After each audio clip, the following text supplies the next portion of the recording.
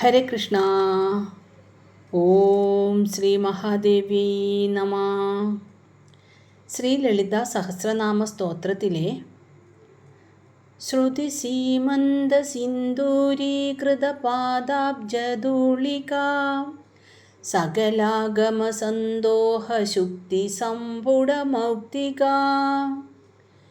എന്ന 68ാമത്തെ ശ്ലോകം വരെയാണ് നമ്മൾ അർത്ഥം മനസ്സിലാക്കിയത്.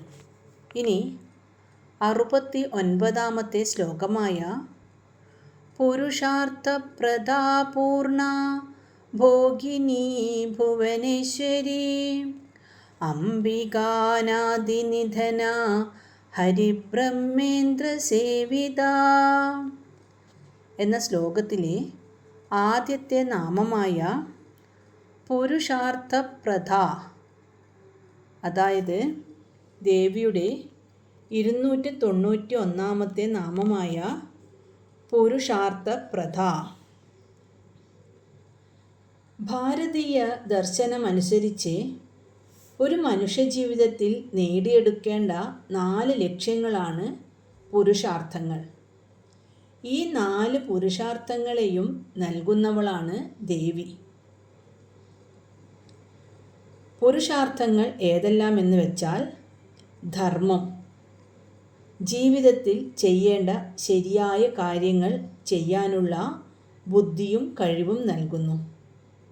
അടുത്തത് അർത്ഥം, ജീവിതം മുന്നോട്ട് കൊണ്ടുപോകാൻ ആവശ്യമായ ഐശ്വര്യവും സമ്പത്തും നൽകുന്നു. മൂന്നാമത്തേത് കാമം, ധർമ്മത്തിന് നിരക്കുന്ന രീതിയിലുള്ള ആഗ്രഹങ്ങൾ പൂർത്തീകരിച്ചു നൽകുന്നു. അടുത്തത്, അതായത് 4ാമത്തേത് മോക്ഷം, എല്ലാറ്റിനുമൊടുവിൽ ജനന മരണ ചക്രത്തിൽ നിന്ന് മോചനം നൽകി തൻ്റെ സന്നിധിയിലേക്ക് ചേർക്കുന്നു. ലളിതാംബികാദേവി സർവ പുരുഷാർത്ഥപ്രദ ആയതുകൊണ്ട് അവൾ തൻ്റെ ഭക്തർക്ക് ഭൗതികമായ സുഖങ്ങളും ആത്മീയമായ ഉന്നതിയും ഒരേപോലെ നൽകുന്നു. അതായത് ഇഹലോകസുഖവും പരലോകമോക്ഷവും നൽകുന്നവൾ എന്നർത്ഥം. ഇനി ദേവിയുടെ 292ാമത്തെ നാമമായ പൂർണ്ണ, ഏറ്റക്കുറിച്ചലുകളില്ലാത്ത സദാ പൂർണ്ണയായിരിക്കുന്നവൾ, അതായത് ക്ഷയവൃദ്ധികളില്ലാതെ എപ്പോഴും ഒരേപോലെ നിൽക്കുന്നവൾ. ദേവി എല്ലാ ഐശ്വര്യങ്ങളും ഗുണങ്ങളും തികഞ്ഞവളാണ്. പ്രപഞ്ചം മുഴുവൻ അവളിൽ നിന്ന് ഉത്ഭവിച്ചിട്ടും അവൾക്ക് ഒരു കുറവും സംഭവിക്കുന്നില്ല. എല്ലായിടത്തും ഒരുപോലെ നിറഞ്ഞു നിൽക്കുന്ന ചൈതന്യമാണ് പൂർണ്ണ. അനന്തതയിൽ നിന്ന് എത്ര കുറച്ചാലും ഉത്തരം അനന്തത തന്നെയായിരിക്കും. ഉദാഹരണത്തിന്, ഒരു കത്തുന്ന വിളക്കിൽ നിന്ന് നമ്മൾ എത്ര വിളക്കുകൾ കൊളുത്തിയാലും ആദ്യത്തെ വിളക്കിൻ്റെ പ്രകാശം ഒട്ടും കുറയുന്നില്ല. അത് അതുപോലെ തന്നെ ജ്വലിച്ചു നിൽക്കുന്നു. അതുപോലെ പ്രപഞ്ചത്തിലെ സകല ജീവനിലും തൻ്റെ ചൈതന്യം പകർന്നു നൽകിയിട്ടും ലളിതാംബിക എപ്പോഴും പൂർണ്ണയായി തന്നെ ഇരിക്കുന്നു. അവൾക്ക് ഒരു കുറവും സംഭവിക്കുന്നില്ല. എല്ലാവർക്കും അറിയാവുന്ന ഒരു ശാന്തി മന്ത്രം ഉണ്ടല്ലോ, പൂർണ്ണമദ പൂർണ്ണമിദം പൂർണ്ണാത് പൂർണ്ണമുദച്യതേ പൂർണ്ണസ്യ പൂർണ്ണമാദായ പൂർണ്ണമേവാവശിഷ്യതേ. ഓം ശാന്തി ശാന്തി ശാന്തി. അതിൻ്റെ അർത്ഥം ഇങ്ങനെയാണ്: ആ പരമാത്മാവ് പൂർണ്ണമാണ്, ഈ പ്രപഞ്ചവും പൂർണ്ണമാണ്. പൂർണ്ണത്തിൽ നിന്ന് പൂർണ്ണത്തെ എടുത്താലും ബാക്കിയുള്ളതും പൂർണ്ണമായിരിക്കും. അതുപോലെ തന്നെ ദേവിയിൽ നിന്ന് എന്തൊക്കെ ഉണ്ടായാലും ദേവി എപ്പോഴും പൂർണ്ണയായി തന്നെ ഇരിക്കുന്നു എന്നാണ് ഇതിനർത്ഥം.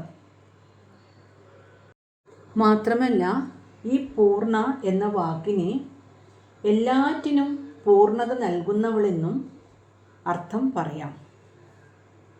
ഇനി 293 നാമമായ ഭോഗിനി.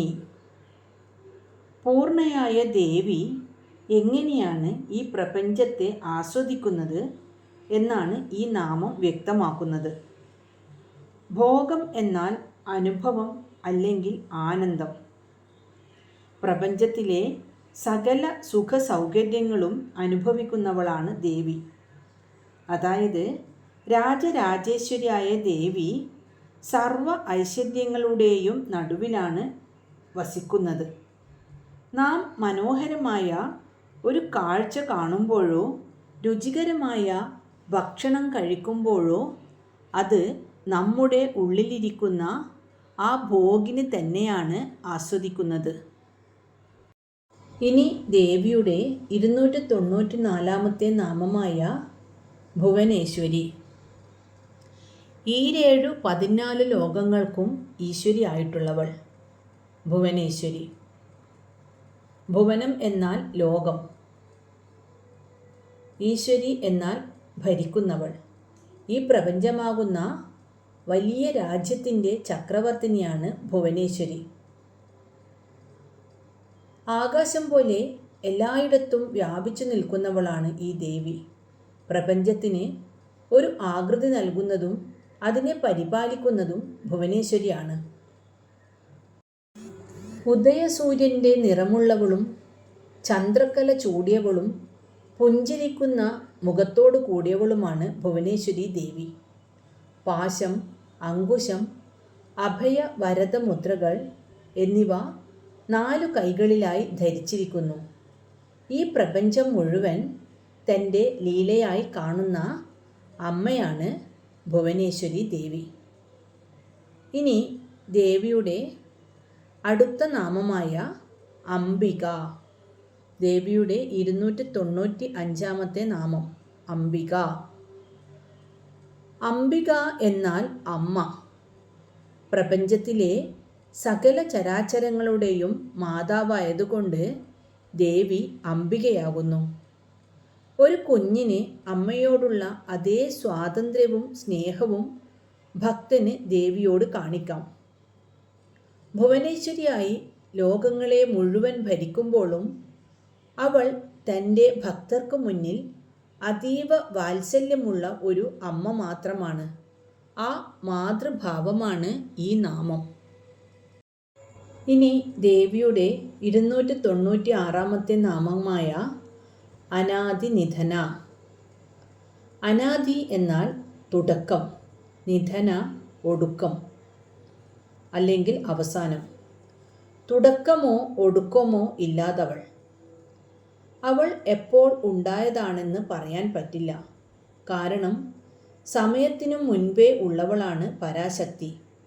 മാത്രമല്ല പ്രപഞ്ചം മുഴുവൻ നശിച്ചാലും മാറ്റമില്ലാതെ നിലനിൽക്കുന്ന ഏക സത്യം ദേവിയാണ്. ജനന മരണങ്ങളോ വളർച്ചയോ തളർച്ചയോ ഇല്ലാത്ത നിത്യമായ ചൈതന്യമാണ് ലളിതാംബിക.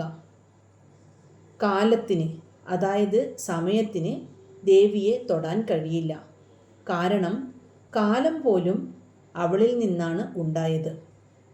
നമ്മുടെ ശരീരം ജനിക്കുന്നു, വളരുന്നു, ഒടുവിൽ നശിക്കുന്നു. എന്നാൽ നമ്മുടെ ഉള്ളിലെ ആത്മാവ് അനാദി നിധനമാണ്. ആ ആത്മചൈതന്യമാണ് ദേവി. ഈ സത്യം മനസ്സിലാക്കുന്ന ഭക്തന് മരണഭയമില്ലാതാകുന്നു. താൻ നാശമില്ലാത്ത ആ വലിയ ചൈതന്യത്തിൻ്റെ ഭാഗമാണെന്ന് അയാൾ തിരിച്ചറിയുന്നു. ഒരു ചെറിയൊരു ഉദാഹരണം നോക്കാം. ഒരു സ്വർണമാല. ആ മാല ഉണ്ടാക്കുന്നതിന് മുൻപും അത് സ്വർണമായിരുന്നു. മാല ഉരുക്കിക്കളഞ്ഞാലും അത് സ്വർണമായി തന്നെ ഇരിക്കും. മാലയ്ക്ക് തുടക്കവും ഒടുക്കവുമുണ്ട്. പക്ഷേ അതിലെ സ്വർണത്തിന് മാത്രം മാറ്റമില്ല. അതുപോലെ പ്രപഞ്ചത്തിലെ രൂപങ്ങൾ മാറിക്കൊണ്ടേയിരിക്കുമ്പോഴും മാറ്റമില്ലാതെ നിൽക്കുന്ന സ്വർണം പോലെയുള്ള മൂലതത്വമാണ് ദേവി, അനാദി നിധന. ഇനി ദേവിയുടെ 297 നാമമായ ഹരിബ്രഹ്മേന്ദ്ര സേവിത. പ്രപഞ്ചപാലകനായ മഹാവിഷ്ണു, പ്രപഞ്ച സൃഷ്ടാവായ ബ്രഹ്മാവ്, ദേവന്മാരുടെ രാജാവായ ഇന്ദ്രൻ തുടങ്ങി സകല ദേവന്മാരാലും വന്ദിക്കപ്പെടുന്ന ദേവി. പ്രപഞ്ചത്തിലെ ഏറ്റവും ശക്തരായ ദേവന്മാർ പോലും ദേവിയുടെ പാദങ്ങളിൽ അഭയം പ്രാപിക്കുന്നുവെങ്കിൽ സാധാരണക്കാരായ നമുക്ക് അവളുടെ കാരുണ്യം എത്രത്തോളം ആവശ്യമാണെന്ന് ഈ നാമം നമ്മെ ഓർമ്മിപ്പിക്കുന്നു. ഇനി 70 ശ്ലോകം നോക്കാം. നാരായണീ നാദരൂപ നാമരൂപ വിവർജിത ഹ്രീങ്കാരി ഹ്രീമതി ഹൃദ്യ ഹേയോപാദേയ വർജിത. ഇതിലെ ആദ്യത്തെ നാമമായ നാരായണി, അതായത് ദേവിയുടെ 298 നാമം. നാരം എന്നാൽ ജലം, അയനം മാർഗം. കാരണജലത്തിൽ വസിക്കുന്ന സാക്ഷാൽ നാരായണൻ്റെ ശക്തി സ്വരൂപിണിയായിട്ടിരിക്കുന്നവൾ നാരായണി. ജലത്തിൽ അധിവസിക്കുന്നവൾ എന്നർത്ഥം. നാരായണൻ്റെ ഉള്ളിലെ ചൈതന്യമാണ് നാരായണി.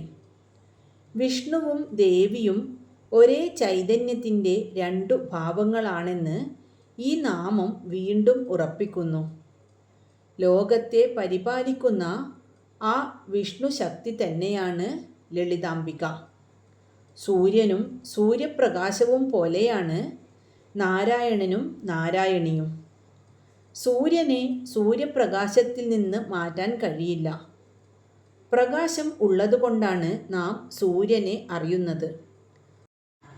അതുപോലെ നാരായണൻ്റെ പ്രകാശമായി കരുണയായി പ്രപഞ്ചത്തിൽ നിറഞ്ഞു നിൽക്കുന്നത് നാരായണിയാണ്. നാരായണൻ എന്നതിന് വിഷ്ണുവെന്നും ശിവനെന്നും അർത്ഥമുണ്ട്. ശിവൻ്റെ പത്നിയായ പാർവതിയായും രൂപമെടുത്തവളാണ് ദേവി. നാരം എന്നതിന് ആത്മജ്ഞാനമെന്നും അർത്ഥമുണ്ട്. ആത്മജ്ഞാനത്തിൻ്റെ അയനം, അതായത് ഇരിപ്പിടം ആണ് ദേവി നാരായണി. ഇനി ദേവിയുടെ 299 നാമമായ നാദരൂപ, നാദം രൂപമായവൾ. പ്രപഞ്ചത്തിൻ്റെ ആദ്യ സ്പന്ദനമായ ഓംകാരമാണ് ദേവി. നാദം എന്നാൽ പ്രപഞ്ചത്തിലെ ഏറ്റവും ശുദ്ധമായ ശബ്ദം. പ്രപഞ്ച സൃഷ്ടിയുടെ ആദ്യ സ്പന്ദനമായ ഓംകാരമാണ് യഥാർത്ഥ നാദം. ആ ഓംകാരത്തിൻ്റെ രൂപമാണ് ദേവി, അതായത് ശുദ്ധബോധത്തിൽ നിന്നുയരുന്ന പ്രണവത്തിൻ്റെ സ്വരൂപമാണ് ദേവി. നമ്മുടെ ഉള്ളിൽ എപ്പോഴും മുഴങ്ങിക്കൊണ്ടിരിക്കുന്ന ഒരു അനാഹത നാദമുണ്ട്. പുറത്തുള്ള ബഹളങ്ങൾ അടങ്ങുമ്പോൾ മാത്രമേ നമുക്കത് കേൾക്കാൻ സാധിക്കുകയുള്ളൂ. ഉള്ളിലെ ആ നാദമാണ് ദേവി. സപ്തസ്വരങ്ങളും അവയുടെ താളലയങ്ങളും ദേവിയുടെ ഓരോ ഭാവങ്ങളാണ്. അതുകൊണ്ടാണ് സംഗീതം കേൾക്കുമ്പോൾ നമ്മുടെ മനസ്സ് ശാന്തമാകുന്നത്. അവിടെ നാം ദേവിയുടെ ശബ്ദരൂപത്തെയാണ് സ്പർശിക്കുന്നത്. ഇനി ദേവിയുടെ 300 നാമമായ നാമരൂപ വിവർജിത. അങ്ങനെ നമ്മൾ 300 നാമത്തിൽ എത്തിയിരിക്കുന്നു. നാമവും രൂപവും ഇല്ലാത്തവൾ. നാദമായി നമ്മുടെ ഉള്ളിൽ നിറഞ്ഞു നിൽക്കുന്ന ദേവിക്ക് പക്ഷേ പുറമേ കാണുന്നത് പോലെ പ്രത്യേകമായ പേരോ രൂപമോ ഇല്ല എന്ന് ഈ നാമം പറയുന്നു. അതായത് യഥാർത്ഥത്തിൽ ലളിതാംബികയ്ക്ക് ഒരു പ്രത്യേക പേരോ രൂപമോ ഇല്ല. പ്രപഞ്ചത്തിലെ സകല പേരുകളും രൂപങ്ങളും അവളുടേതായതുകൊണ്ട് അവൾ ആ പേരിൽ മാത്രം ഒതുങ്ങുന്നില്ല. അവൾ നാമരൂപങ്ങൾക്ക് അതീതയായ നിർഗുണ ചൈതന്യമാണ്. അമ്മ എന്ന വിളിക്ക് പ്രത്യേകമായൊരു പേരിൻ്റെ ആവശ്യമില്ലല്ലോ. അവൾ എല്ലാ നാമങ്ങൾക്കും അപ്പുറമാണ്. ആകാശത്തെ പോലെ രൂപവുമില്ലാത്തവളാണ് ദേവി. നമ്മൾ ജീവിക്കുന്ന ഈ ലോകം മുഴുവൻ നാമങ്ങളും രൂപങ്ങളും ചേർന്നതാണ്. ഇതിനെയാണ് മായ എന്ന് വിളിക്കുന്നത്. ദേവി ഈ മായയ്ക്ക് അതീതയാണ് എന്ന് ഈ നാമം വ്യക്തമാക്കുന്നു. ഉദാഹരണമായി, വൈദ്യുതിക്ക് ഒരു രൂപമില്ല. പക്ഷേ അത് ബൾബിലെത്തുമ്പോൾ പ്രകാശമായും, ഫാനിലെത്തുമ്പോൾ കാറ്റായും, ഹീറ്ററിലെത്തുമ്പോൾ ചൂടായും മാറുന്നു. പ്രകാശവും ചൂടും കാറ്റും വൈദ്യുതിയുടെ ഓരോ രൂപങ്ങളാണ്. എന്നാൽ വൈദ്യുതിക്ക് സ്വന്തമായി ഒരു പേരോ രൂപമോ ഇല്ല. അതുപോലെയാണ് നാമരൂപവിവർജിതയായ ദേവി. ഇനി ദേവിയുടെ 301 നാമമായ ഹ്രീംകാരി. ഹ്രീം എന്ന ബീജമന്ത്രത്തിൻ്റെ സ്വരൂപമായവൾ. ശ്രീവിദ്യയിലെ ഏറ്റവും പ്രധാനപ്പെട്ട അക്ഷരമാണ് ഹ്രീം. ഇതിനെ മായാബീജം എന്നു വിളിക്കുന്നു. ദേവിയുടെ ഹൃദയമാണ് ഈ മന്ത്രം. ഹ്രീം എന്ന അക്ഷരത്തിൽ ഹ്, ര, ഇ, മ് എന്നിങ്ങനെ പല ശബ്ദങ്ങളുണ്ട്. അതിൽ ഹ് എന്നാൽ ശിവൻ, പ്രകാശം. ര എന്നാൽ പ്രകൃതി, ശക്തി. ഇ എന്നാൽ മായ, ശക്തി. മ് അനുസ്വാരം, ആനന്ദം. ഈ അക്ഷരങ്ങൾ സൃഷ്ടി, സ്ഥിതി, സംഹാരം എന്നിവയെ കുറിക്കുന്നു എന്നാണ് തന്ത്രശാസ്ത്രം പറയുന്നത്. ഈ അക്ഷരങ്ങളെല്ലാം ചേരുമ്പോൾ പ്രപഞ്ചത്തിൻ്റെ മുഴുവൻ ശക്തിയും ആ ഒരൊറ്റ അക്ഷരത്തിൽ അടങ്ങിയിരിക്കുന്നു. ഈ ഒരു മന്ത്രം മാത്രം ജപിക്കുന്നത് പോലും 1000 നാമങ്ങൾ ജപിക്കുന്നതിന് തുല്യമാണെന്ന് പറയപ്പെടുന്നു. ഇനി ദേവിയുടെ 302 നാമമായ ഹ്രീമതി, ലജ്ജയുള്ളവൾ. ഹ്രീ എന്നാൽ സംസ്കൃതത്തിൽ ലജ്ജ, വിനയം എന്നൊക്കെയാണ് അർത്ഥം. പ്രപഞ്ചത്തിൻ്റെ മുഴുവൻ അധികാരവുമുള്ള രാജരാജേശ്വരിയാണെങ്കിലും ദേവി അതീവ വിനയമുള്ളവളാണ്. ഉത്തമയായ ഒരു സ്ത്രീയുടെ ലക്ഷണമായി ലജ്ജയെ കണക്കാക്കുന്നു. സകല ജീവജാലങ്ങളിലും ലജ്ജയായി, അതായത് വിവേകപൂർണമായ നാണം ആയി വസിക്കുന്നത് ദേവിയാണ്. ലജ്ജാഭാവം എന്നത് കുലീനതയുടെ മുദ്രയാണ്. സ്ത്രീകൾക്ക് ലജ്ജ ഒരലങ്കാരമാണെന്നാണ് പറയുന്നത്. നമ്മുടെ ഉള്ളിലെ വിനയം ആണ് ഭക്തിയുടെ അടിത്തറ. എത്ര വലിയ സ്ഥാനത്തെത്തിയാലും വിനയമുണ്ടെങ്കിൽ മാത്രമേ ഒരാൾക്ക് ദേവിയിലേക്ക് അടുക്കാൻ കഴിയുകയുള്ളൂ. ലളിതാംബിക തൻ്റെ ഭക്തർക്ക് ഈ വിനയമെന്ന ആഭരണം നൽകി അനുഗ്രഹിക്കുന്നു. ഒരു ചെറിയൊരു ഉദാഹരണം പറയാം. നിറയെ പഴങ്ങൾ ഉള്ള ഒരു വൃക്ഷം. അതിൽ എത്രത്തോളം പഴങ്ങളുണ്ടോ അത്രത്തോളം ആ മരത്തിൻ്റെ കൊമ്പുകൾ താഴേക്ക് കുനിഞ്ഞു നിൽക്കും. കണ്ടിട്ടില്ലേ? അതുപോലെ സകല ഐശ്വര്യങ്ങളും ജ്ഞാനവും തികഞ്ഞവളായതുകൊണ്ട് ദേവി വിനയത്താൽ കുനിഞ്ഞു നിൽക്കുന്ന മരത്തെ പോലെ ഭക്തർക്ക് സുരക്ഷിതത്വം നൽകുന്നു. ഇനി ദേവിയുടെ 303 നാമമായ ഹൃദ്യ, ഭക്തന്മാരുടെ ഹൃദയത്തിനുള്ളിൽ വസിക്കുന്നവൾ. സകല ജീവജാലങ്ങളുടെയും ഹൃദയകമലത്തിൽ ചൈതന്യമായി വസിക്കുന്നവളാണ് ദേവി. നമ്മൾ ദേവിയെ തേടി എങ്ങും പോകേണ്ടതില്ല. അവൾ നമ്മുടെ ഉള്ളിൽ തന്നെയുണ്ട്. ഭക്തൻ്റെ ഏറ്റവും അടുത്ത സുഹൃത്തും പ്രിയപ്പെട്ടവളും അമ്മയുമാണ് ഹൃദ്യയായ ദേവി. നമ്മുടെ ഹൃദയമിടിപ്പ് പോലും ദേവിയുടെ പ്രവർത്തനമാണ്. വിവേകാനന്ദ സ്വാമികൾ പറഞ്ഞതുപോലെ ഈശ്വരൻ നമ്മുടെ ഹൃദയത്തിൻ്റെ ഹൃദയമാണ്. അനാഹത ചക്രത്തിൽ ലയിച്ചിരിക്കുന്ന ആ പരമമായ സ്നേഹമാണ് ഹൃദ്യ. നാം സ്നേഹപൂർവം എന്തു നൽകിയാലും അത് സ്വീകരിക്കുന്നവളാണ് അവൾ. ഹൃദ്യ എന്ന നാമത്തിന് ഹൃദയത്തിന് സന്തോഷം നൽകുന്നത് എന്ന് മറ്റൊരർത്ഥമുണ്ട്.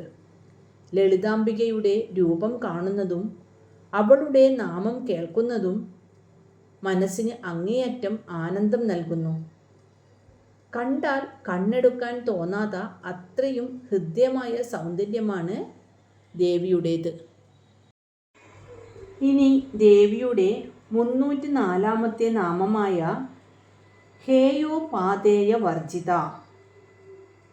ഹേയം എന്നാൽ ഉപേക്ഷിക്കേണ്ടത് അഥവാ തള്ളിക്കളയേണ്ടത്. ഉപാദേയം സ്വീകരിക്കപ്പെടേണ്ടത്. വിധിവശാൽ ഉപേക്ഷിക്കേണ്ടതോ സ്വീകരിക്കേണ്ടതോ ആയി ഒന്നും തന്നെ ഇല്ലാത്തവൾ എന്നാണ് ഈ നാമത്തിൻ്റെ അർത്ഥം. ദേവിക്ക് ഈ ലോകത്തിൽ ഒന്നിനോടും പ്രത്യേകമായി വിരോധമില്ലാത്തതുകൊണ്ട് ഒന്നും ഉപേക്ഷിക്കേണ്ടതില്ല. ഇനി അവൾക്ക് പുതിയതായി ഒന്നും നേടാനില്ലാത്തതുകൊണ്ട് പ്രത്യേകമായി ഒന്നും സ്വീകരിക്കേണ്ടതുമില്ല.